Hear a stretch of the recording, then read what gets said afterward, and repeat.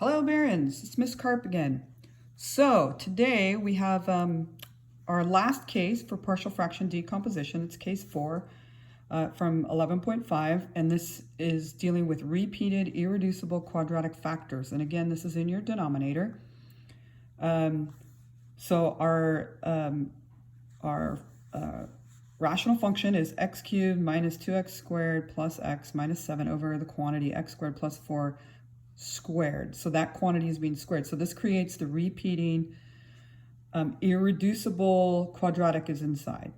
So for us to start this, we need to have this setup. So we're going to have ax plus b over the x squared plus 4.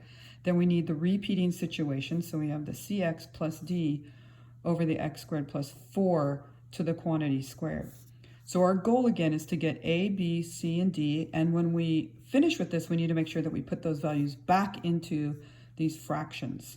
So we've done our partial fraction decomposition, not just get a, b, c, and d. All right, so we're going to do a fraction bust. So we have this. We have x cubed minus 2x squared plus x minus 7.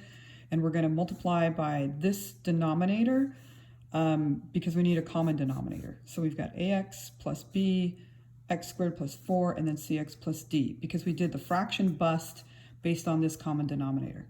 So with that in mind, we now have x cubed minus 2x squared plus x minus 7 equals, and we have ax cubed plus bx squared plus 4ax plus 4b plus cx plus d.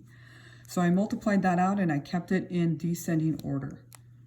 So at this point, you can see that you only have one x cubed term. So then that tells us that this a value has to match that coefficient in front of that x cubed. So a is going to equal 1. And then b, you only have one x squared term, so then b is going to have to equal -2 because there's no other choice for that. So we can do that. We can say, okay, a is going to equal 1 and b is going to equal -2. So if I was to go back up here, I'd have x minus 2 over x squared plus 4. So in a sense, I'm halfway done. All right, so now we can take these values and we can back substitute and get the remaining, the leftovers in a sense. So for this, we have x cubed minus 2x squared plus x minus 7 equals, this would be x cubed, subbing in this 1, and then that 2,